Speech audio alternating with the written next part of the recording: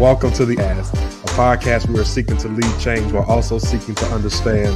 We are also here as a platform for leaders to come together to unite, to develop, and empower other leaders in the areas of business, family, faith, and community.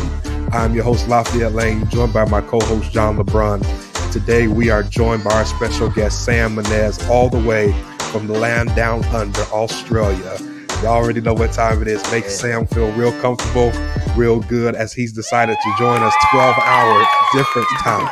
So we got to add some extra claps in the comment section for him. He's joined us today to have a conversation about how to start a launch up.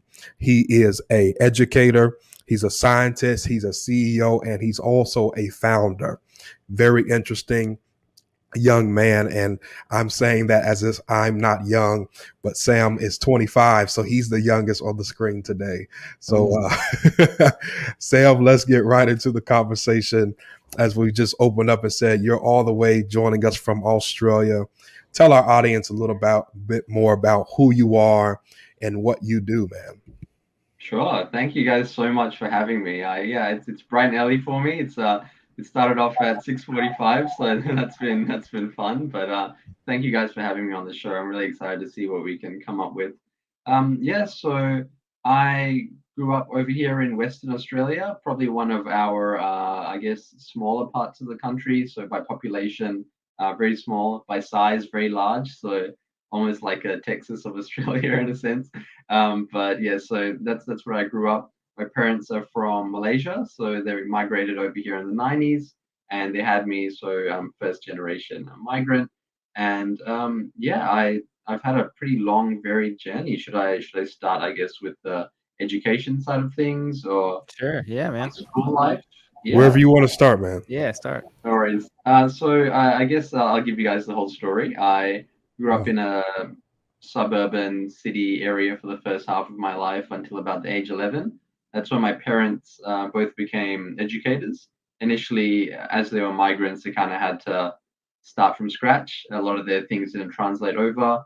My dad was actually a fighter pilot in the Malaysian Air Force, but when he came over here, that defense from one country doesn't translate to defense in another country. It actually probably makes it harder, if anything else. So he had to be a taxi driver for many years. But then they got into university and became teachers, which is again quite a big different tangent. And they got how teaching over here works is because it's a government network, you can kind of get posted to different areas. Maybe similar to how the police system works there. I'm not sure, but you can get posted to different parts of the country. And if you go to rural areas, you get benefits. You might get a bit better pay, you'll get better housing, those sort of things. So we got posted to a small country town, and I moved over there at the age of 11.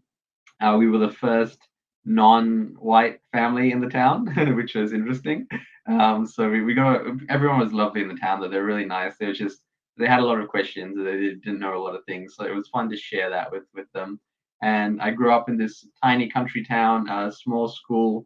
We had about 400 people in the whole school from K to 12, so definitely a smaller classroom. And I managed to finish the last years of schooling here, even though we didn't have all of the subjects available in school. They had a service called Side, which is like an online learning service where teachers in Perth in the city connect with you once a week, give you content, and that was probably the first time I had my experience with online learning, and I realized how terrible it is because it wasn't connecting with me at all. I wasn't actually learning anything. I was just lucky that I had the independence to go and learn then on my own. And what I would do is I would go to Wikipedia and YouTube, and I would learn pretty much everything from there. And then I would touch base with the teacher once a week and pretend that I was learning from their class, but I really wasn't. So I already identified a problem back then that, okay, if a kid can't learn in class for whatever reason or needs to supplement their learning online, what's available right now is just not doing it. So I already knew that was a problem. But after that, I got into uni, and what I really wanted to do was just learn as much as possible, especially about the world around me. And I thought, okay, what can I do here? What sort of degree could I do like that? So I decided to do geology. the cool thing about geology, a lot of people assume is, it's just rocks, right? Geology is the rocks science, but actually it's earth science. So we learn about literally everything that happens on Earth. So we do chemistry, physics, mathematics, mineralogy, everything to do with the Earth. And I was like, okay, great. This is a good place to start at least. So I got a good geology background. We did some awesome research, field trips. We did all sorts of cool things.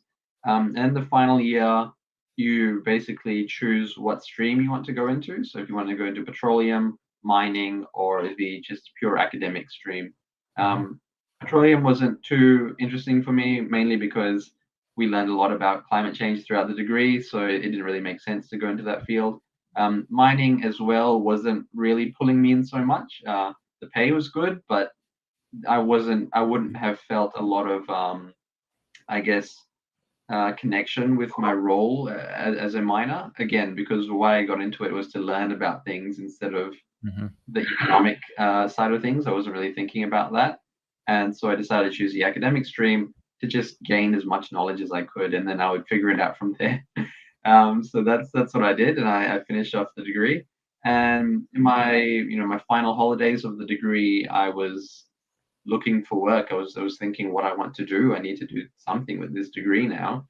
And in the meantime, I was volunteering in the high schools that my parents teach at, and I came across a few high school kids that were interested in doing some extra learning. So I would come into the school once a week with my little quiz on a piece of paper, give them an assignment for the week. They would all give it a shot. I would bring in prizes, and I was like, wow, this is fun. Like, teaching these kids is fun. Do I want to be a teacher? Maybe that could be something that's interesting for me. But I was like, okay, what if I start giving them these quizzes online? Because I've got two schools that I'm working with now, and one's an hour away. Instead of me driving there, why don't I just make like a little bulletin board for them, and they could do things online? And I did that, and it got even more kids on board. And I was like, oh wow, okay, this is fun. Doing online learning with these kids, there's something here. They're gaining something out of it, so that's great. And whenever I would go into these classrooms, whenever teachers would tell the kids, okay, now's your time to go on whatever online learning platform they were using, there was like a collective groan from the kids where they would be like, oh, okay, great, we have to go do that. And I was like, oh, all right, you guys feel the same way about these programs that I felt when I was in high school, not too long before. So obviously nothing has changed in those few years. Maybe I can do something here. So I teamed up with a whole bunch of teachers, and we just made heaps of learning content. We made all sorts of lessons. We made about like 40,000 words worth of content. And I was like, okay, I can easily take this idea of creating an ecosystem, a learning environment, and I can show this to an investor, and they're going to pay for us to get, developers, and they're going to make it because I don't know how to code or anything like that. And that was probably one of the most naive moments of my life, because obviously it does not work like that. You can't just throw content or throw words at someone and say, hey, I've got an idea, please fund it. I don't know how to do it, but I've got the blocks here, so you help me build it. Unfortunately, it doesn't work that way. So we went back to the drawing board, and I was like, okay, the issue is they don't have anything to play around with, right? I say I want to make a learning environment or an application, but I have no way of demoing it. I have no way of at least showing them a simple idea here. So I was like, okay, thanks for the content, guys. We'll sit on this for a while. I'm going to go and learn coding. So I signed up online and learned a bunch of coding languages.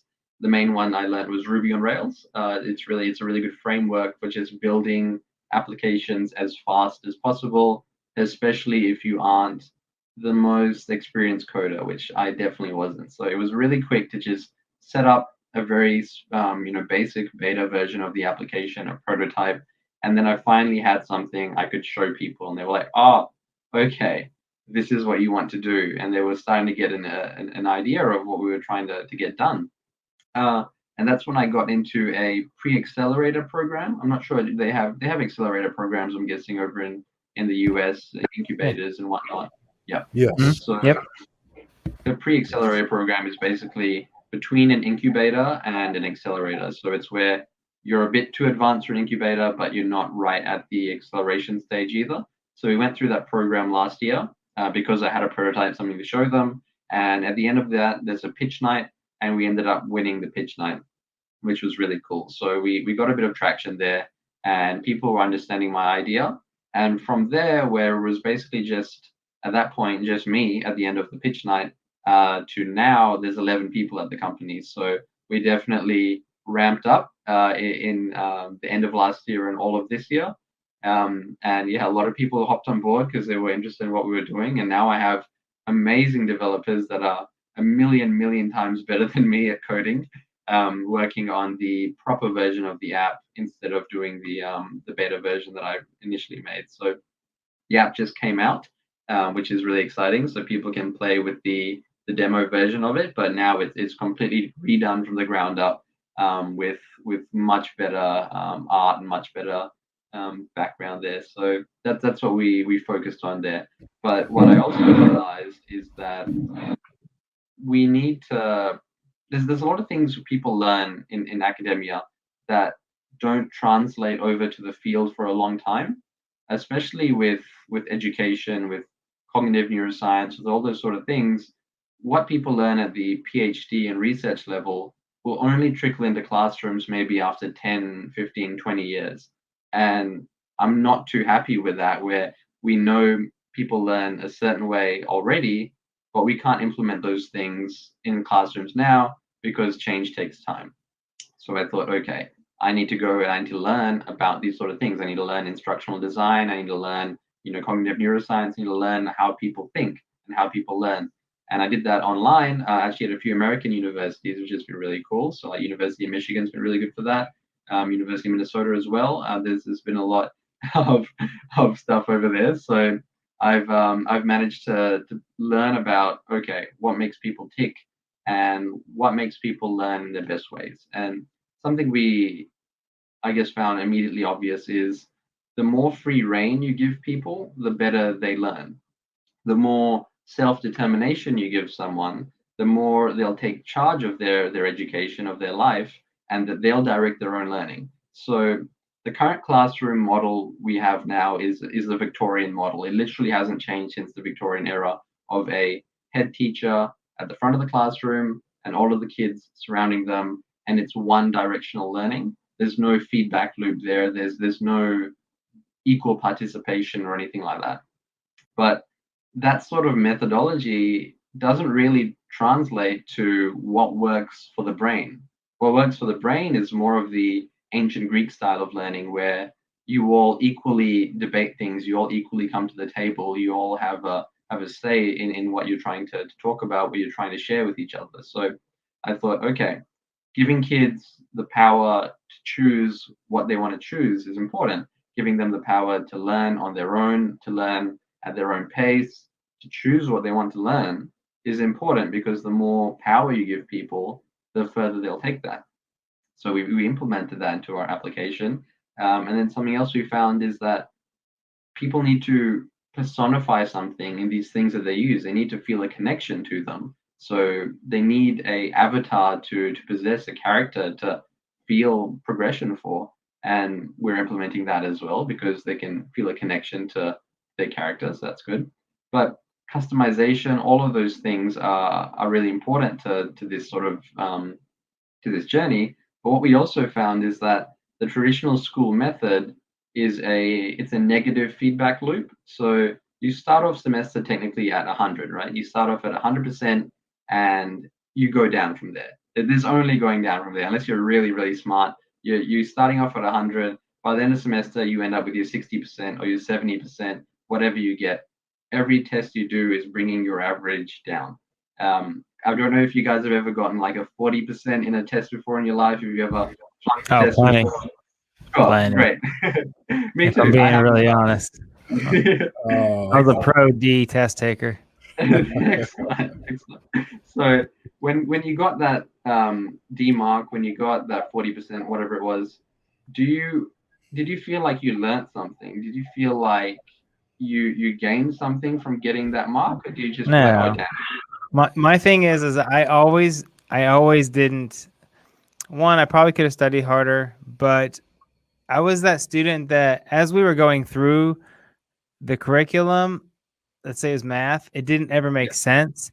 But it seemed like when we got to the next step, the old stuff made sense. And I was like, oh, now if I could only take the test now, I'd be fine. That was Right, me. exactly. I was Exactly. always basically trying to figure out, how do I hide this test from my parents? That was that kid.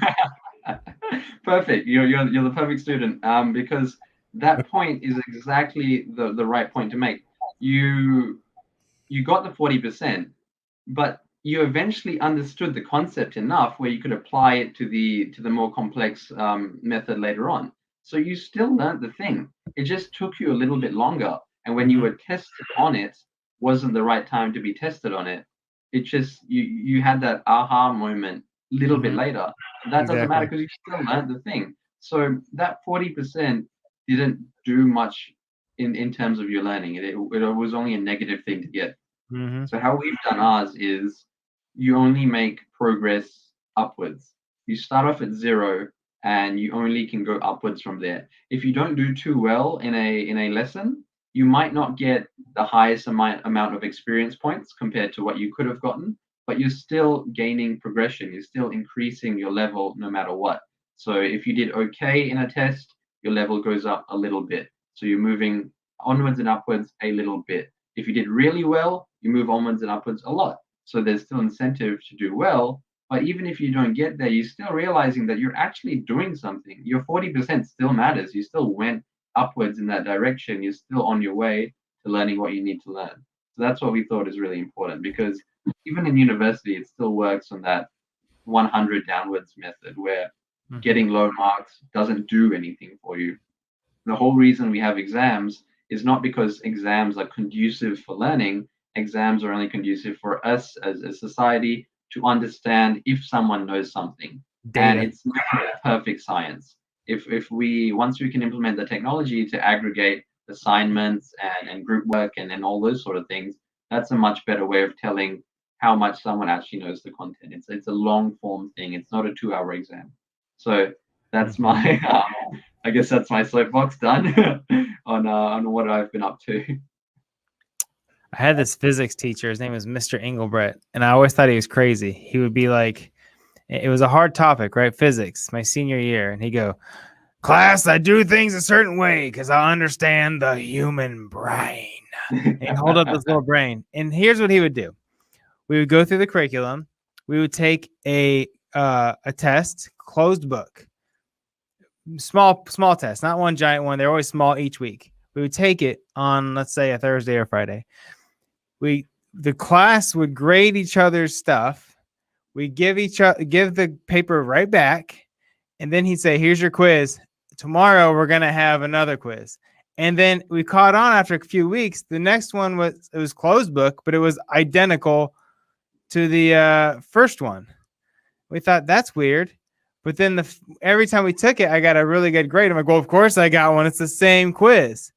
Well, here's the thing. I remember more from that physics class than about anything in high school, because this crazy old man realized is that I was going to go back, study what I didn't know, learn it for the next day, because I thought, oh, I'm just going to memorize what I just learned. And I still remember all these dumb physics concepts, because this crazy man had a new way of us doing things. Instead of getting a bad grade, we just got the new grade.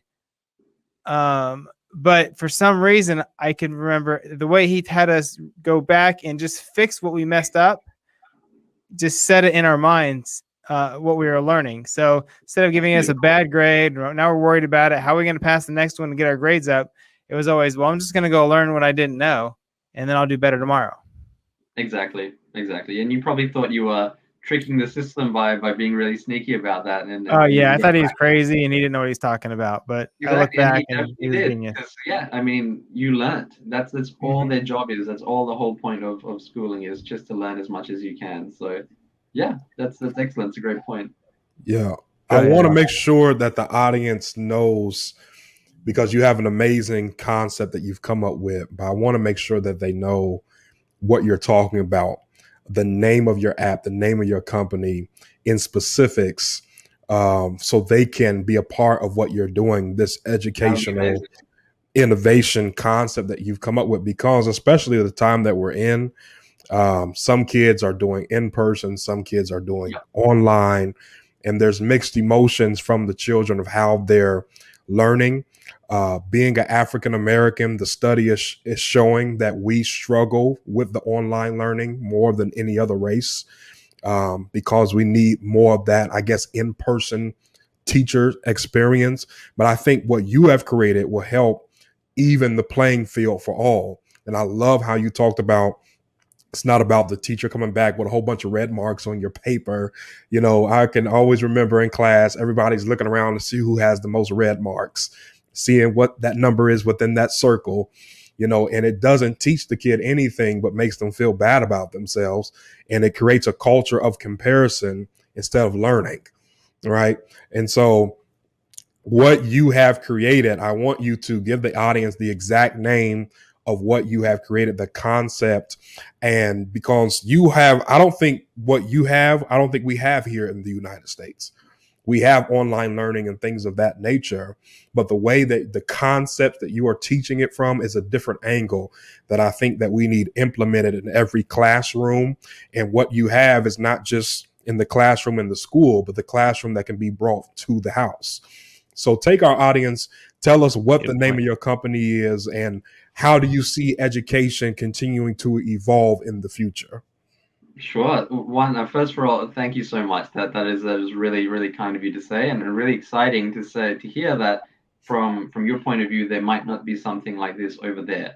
Because I've done as much research as I could over here, and we couldn't find anything. But if there's also not something over in the States, it's probably good news for us. So that's great to hear. Yes. Our app is called Valernis, Valernis.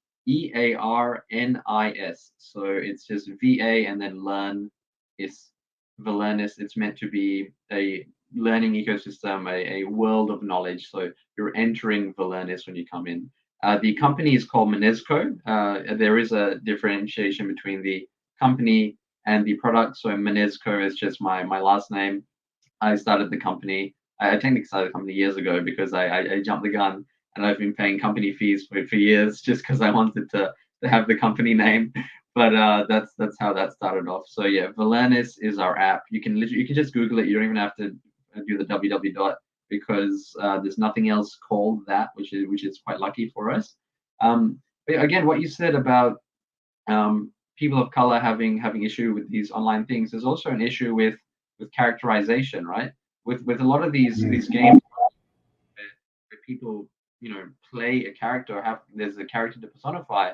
There's not normally a character that looks like you. I've played a million games where I haven't had the opportunity to play something that looks like me, play something that I can identify with, and that's something that we've implemented into our application. It's important to have a diverse set of characters to choose from, because kids need to feel that, oh cool, that guy looks like me, or that girl looks like me. And I know that seems like a trivial thing to some people, but or something that some people take for granted, but it matters, because if you can see that up on the screen, on the big screen, or in the game, or whatever you're looking at, you feel more empowered. So that's something that we're really trying to do. But you also touched on the comparisons, right? The comparisons of the red marks and all of that.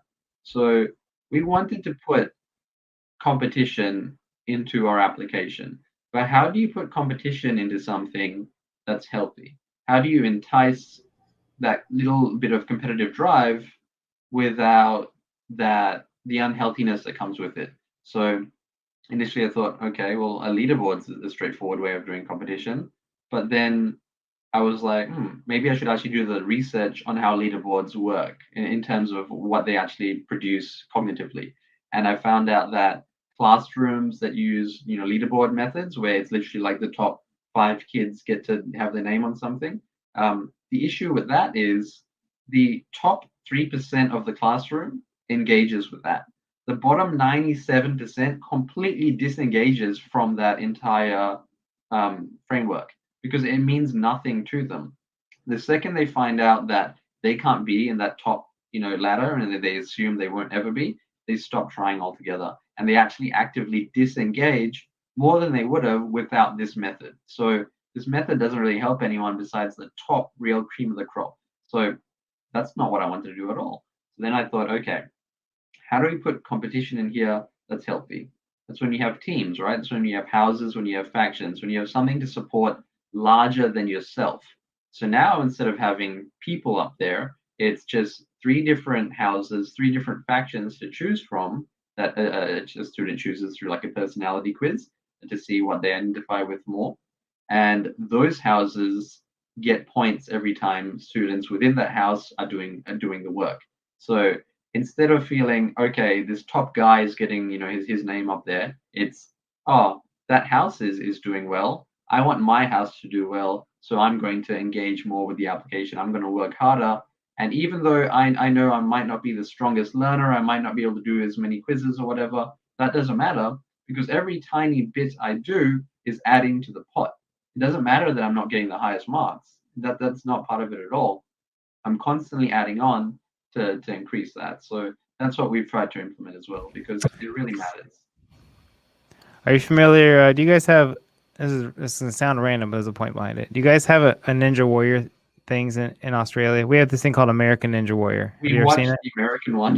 Yeah. Okay, We have so the American my one. family is a huge American Ninja Warrior fan. My son did a couple of local competitions, stuff like Wow. that. We're not deep into it. We just love it. And here's the thing: you talk about healthy competition. It's the only thing I've seen that a sport where everybody roots for the other person, even though there's definitely a winner and somebody who lost. But there's not really a loser in the fact that the environment of the competition is that you're actually only competing to do better, to outdo your past self. Yes.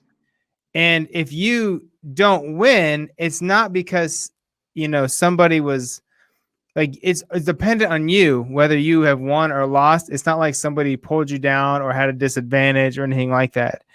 And it's created this healthy competition that as I watched it, that is really hard to do. Probably, I don't know if it's hard to duplicate, but it would probably bode really well, even within education, because the students they're not getting penalized because they're not as good, but instead they're rooting the other competitors to just outdo their last run, to outdo the last obstacles.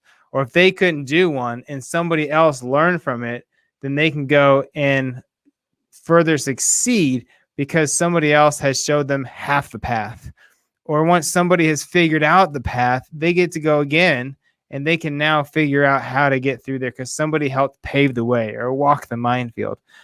So I know it sounded random, but No, I definitely see what the they've connection. created in that sport is a healthy competition where you're championed to do well, but you're not brought down if you have a bad day. Exactly. That's exactly what we're trying to embody. I guess our core philosophy is we want to build something that we want to have used when we were in school. That's a pure core philosophy there. We want to build something that we love and that we really cherish and that we want to use if we were a student. So that's what we're trying to go for there. Another important thing that we've implemented is cumulative assessment instead of summative assessment. So that might sound like educational jargon. So I'll dive into that now. Mm-hmm. How school works, how university works is you get a grade at the end of semester, end of term, whatever it is, at the end of your learning period, right? So what does that grade mean? So when you get your B mark that you get at the end of semester, you go away for your school holidays, right?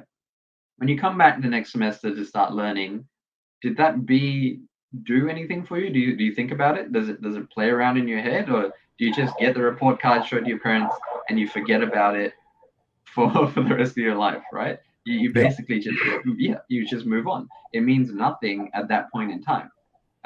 It wouldn't be nice. It'd be nice to know that you were on a B halfway through semester. Halfway through, you get to realize, oh, okay, I'm sitting on a B. Maybe if I want to do a bit better, I can improve it now, or I can stay here if I'm comfortable with that. But knowing where you're at in real time is so important. And we haven't been able to do that in the past because we've relied on teachers to report on these sort of things. And reporting, well, as I know from my parents, is a pretty taxing. It's probably the most taxing part of an educator's work. That's the most intense session for them, where they have to do a lot of work, and they can only do that twice a year. So it's a bit hard to ask them, constantly give me an update on how my student's doing, or for a student to be, hey, I want to constantly know exactly how well I'm doing, exactly what I'm not learning, exactly what I'm learning well, every single day. I want to know. But okay, we can't do that with people.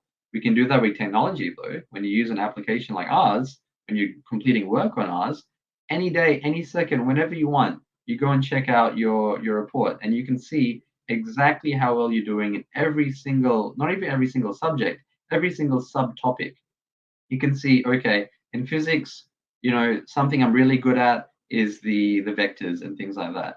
But what I'm really not good at is understanding the different equations around gravity. So I can see an obvious way of improving something I'm not good at, something I'm really good at. Okay, great. Mathematics, same thing. I'm really good at the space and measurement stuff. So I get shapes. Shapes are great for me. But when it comes to number and algebra, I'm not getting it. My scores there, aren't too good. I want to bring them up. I've identified in real time where I'm having issues with. Instead of getting a B at the end of my learning period, I'm understanding in real time what I'm not doing well with and what I am doing well with. And I can change it and I can have full control over it right then and there. That data is obviously handy for parents as well, because instead of waiting for the end of the learning period to find out how well their kids are done, they can learn every single week, every single day, exactly how well their kids are doing. So that's why our app is in homes as much as it is in schools.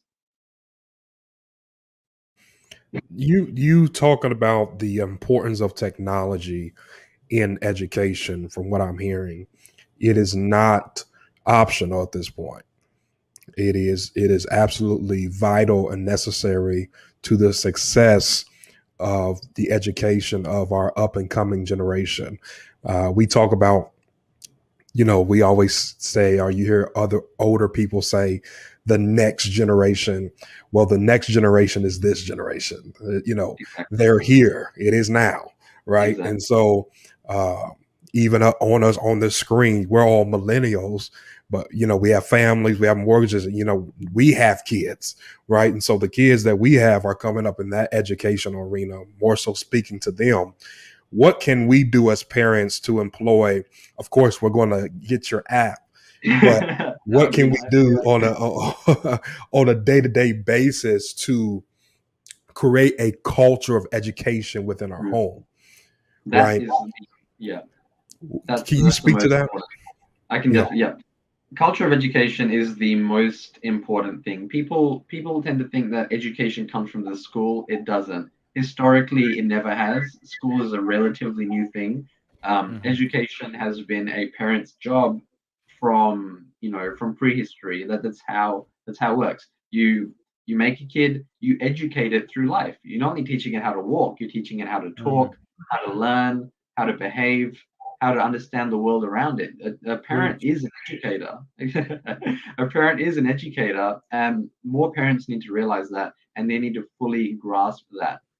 Now, I'm not sure how it is over in the US at the moment, but unfortunately in Australia, we have had a really long distancing from education. A lot of families here haven't been valuing education much at all, and they haven't been putting much emphasis on it. And that has led to a huge skills shortage. So we rely on a lot of our really highly skilled jobs, like our epidemiologists and on those sort of like new neuroscientists and those sort of jobs, from outsourced labor workers that migrate over here on migrant visas from predominantly Asia, where they tend to have a better track record with their cultural value on education.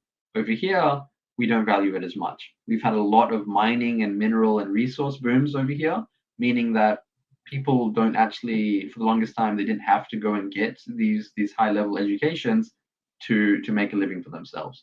There was one point in time when the resource boom was so crazy that in America, do you have the guys that do the stop and stop and Oh, yeah. slow down things. Yeah, yeah.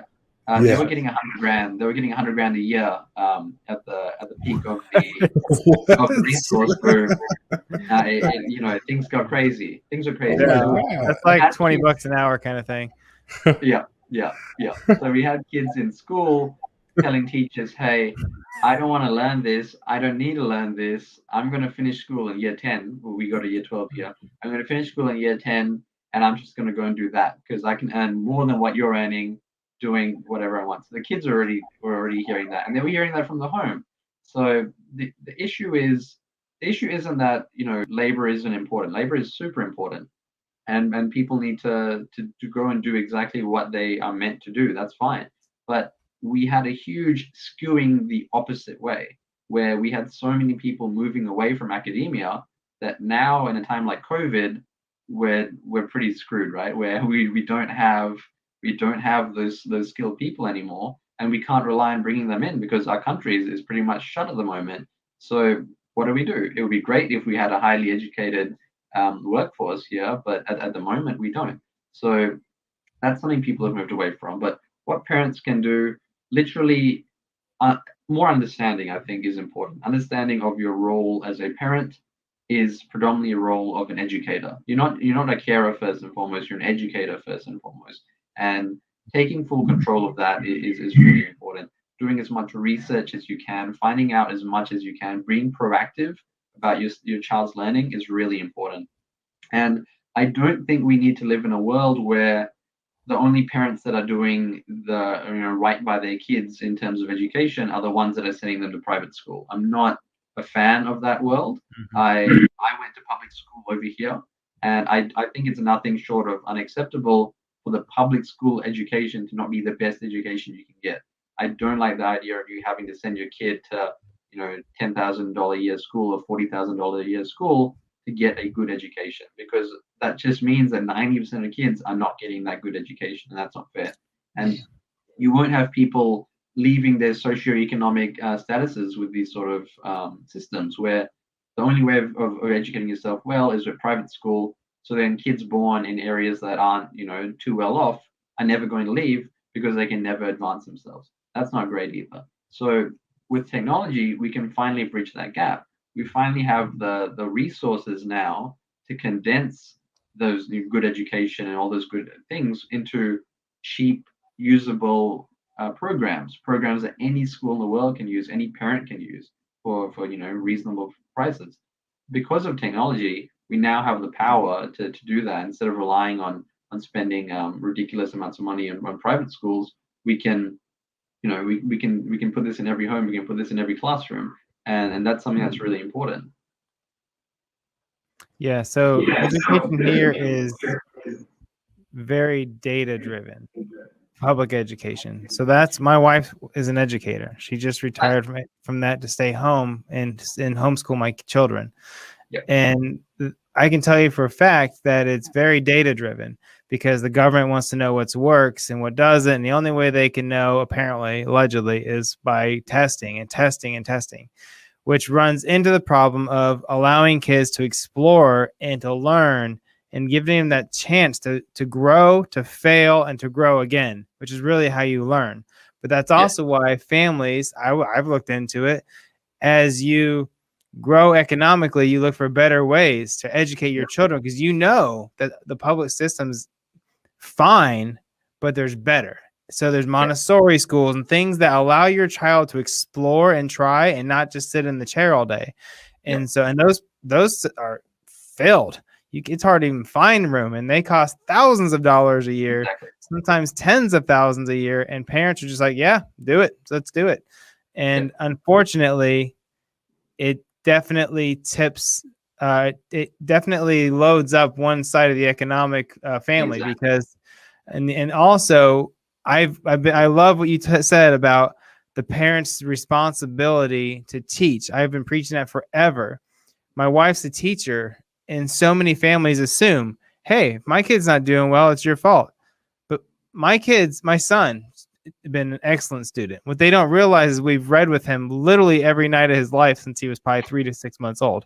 He was a little blob, and we would read to him in his seat. And I thought it was ridiculous. I'm like, honey, why am I reading to him? He can't even talk. She's like, just do it. And I'm like, all right. So I would do it. And I'm telling you what they learn from just reading little books and how they understand their new interests. What do they want to explore? There's so much you can gain just from a little 15-minute book a night. But anyways, the problem is, though, and I don't know if you have an answer to this, as the families continue to break up and you have more and more single family households, it gets harder and harder for the family to find that time. Because I hear families, I don't have time. And I want to say you have to make the time. But let's be honest, a single mom sometimes working 2 jobs, trying to get their kids into extracurriculars so they can be out and play football and do other things. And if they can even get to that, it really does make it. Their children have to have less advantage than my children, whose family we have a family unit that's strong. And I'm not downing the single family parent, the mom who's taking care of her kids. That's a local hero. But how are they supposed to compete when I can read to my kids every night? I can put them in extra programs. I can put them in online, speaking classes and all kinds of stuff. Yep. In the past, they couldn't. For the longest time, they couldn't compete. There was literally no way. If they don't have the time and they're working so much, it's definitely understandable. If you're a single parent, life isn't easy, and you're just trying to do the best by your kids. And yeah, you don't have time to be that teacher for them as much as you'd like to be, and you can't afford to get a tutor for them because tutoring is expensive. $30 an hour minimum. Yep. You can't afford to. It's about $40 an hour over here. You can't afford to put them into school. You can't. Into private schools, into Montessori schools, whatever. So you couldn't give them that good education. Now the technology is getting there. Technology is getting there to where if you can afford Netflix, you can afford a good enough program for your kid. But the flip side of that is, even if you don't have time, fostering a culture of education at home is as simple as instilling values in your kid that this matters. Even if you're super busy and you can't see them so much, you can still instill in them the ideals, the drive that, hey, this matters. This is really important. You need to go out and grasp this. I might not be here all the time. I might be really busy, working as much as I can, but just realize that, maybe they can even frame it as, hey, I have to do this. If you don't want to have a life this busy when you grow up and when you want to be less stressed, maybe you need to engage more with education, and you need to go really far. But you do tend to see that in some families like that, where they are struggling, they will instill those sort of values in their kids because they want them to get out of that situation. They want to do as well as they can. So I think it can really be as simple as that. If you are not fostering that culture at home just by talking about it, just by emphasizing it, then you should be. And now with technology, I mean, regardless of our app or not, there's a lot out there that you can pay for that's around the same price as Netflix, and you can get a pretty good complement to their learning. What kind of things does your app, like lessons, does your app teach? So if a parent wants to get on your app, which is, guys, it's priced amazing, by the way. I'm on his website on my phone right now. What kind of things do they learn? Yeah, so we've got all 4 major subjects. Over here, the 4 major subjects are science, humanities, English, and mathematics. So a lot of these learning apps either focus on just one subject or just maths and English. I don't see the point to that, because in school, you do a whole range of subjects. And throughout most of school, you tend to do the big 4 almost equally, especially in like the first 10 years of school. So if it's important to do all 4 equally to get a good understanding of the world, I'm not too sure why a lot of these apps only focus on one. I don't see why it would be conducive to learn maths on one app, and then English on another app, and then humanities somewhere else, and have nothing of it translate over to each other, to have no progression that translates over. So that's not what we were interested in. So what we were interested in is creating a full ecosystem that people can actually engage with properly, that people can actually, learn the whole suite of everything they can learn in one nice world to learn it in. That was really important to us. But also seeing how you asking me about how I see technology changing education right in the future, and then future technologies, what changes it'll have. The fact that we're still not there is crazy to me, because the amount of innovations we have outside of education every day is crazy. Like everything's moving so fast, so rapid. Every year we have some sort of new crazy increment. But education moves really, really, really slow. And it's a slow moving beast because they don't want to do something wrong. It takes them a long time to be like, okay, let's implement this thing. And it's like a really, really small shift over to it.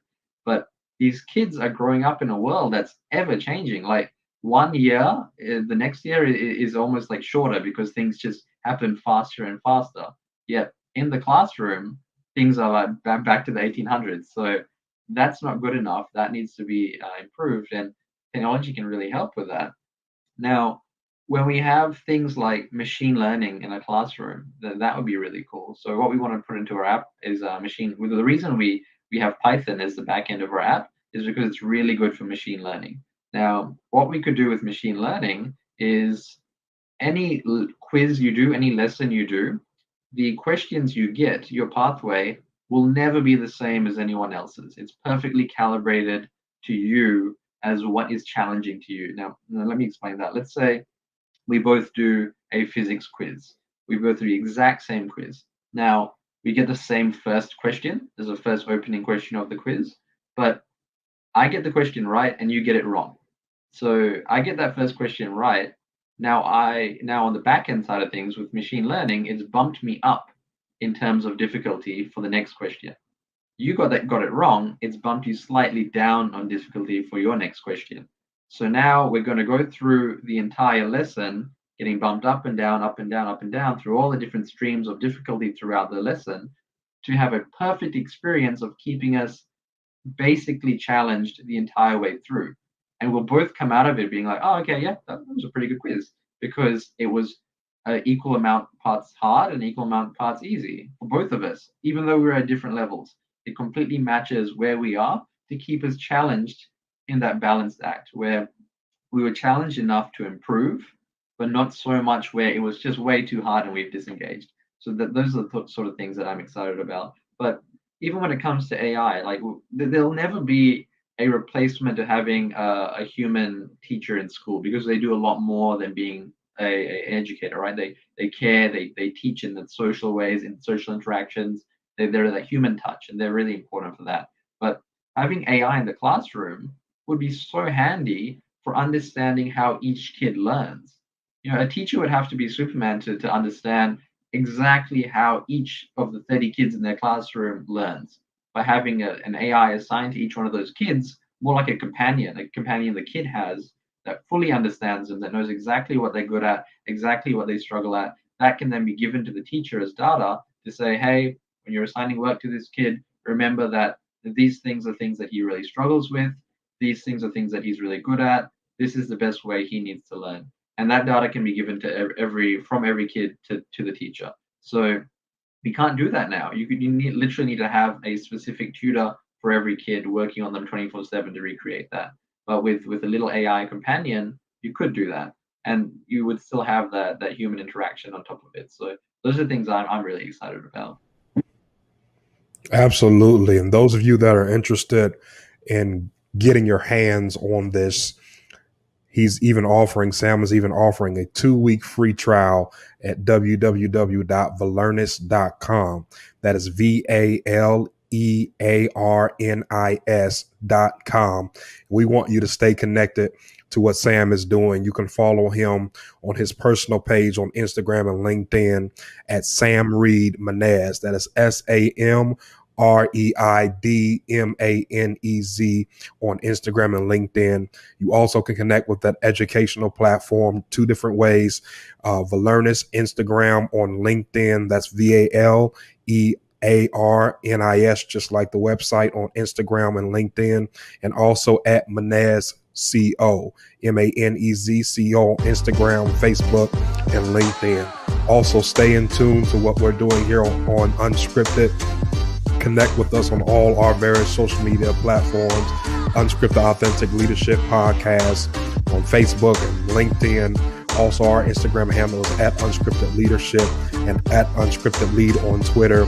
Those of you that are part of our listening audience, that you stream your podcast, you can find it on anywhere podcasts are provided, from Apple to Spotify, Pandora, whatever podcast platform you can think of. You can type in Unscripted Authentic Leadership Podcast. You'll find us there.